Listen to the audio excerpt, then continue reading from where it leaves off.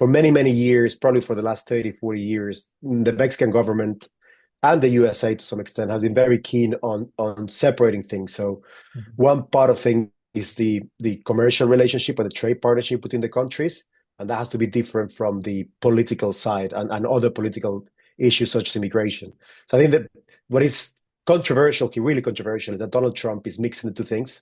So he's looking for political outcomes and using the economic relationship and the trade relationship as a bargaining chip, which is something that is not really the way things are done in this bilateral relationship. So that's what is changing there a little bit. I think it's a big impact. I think Mhm. it's not helpful.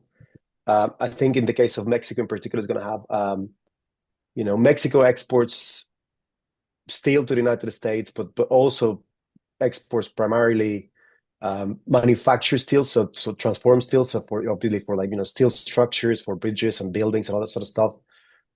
Is not a lot of the total trade, but it's significant.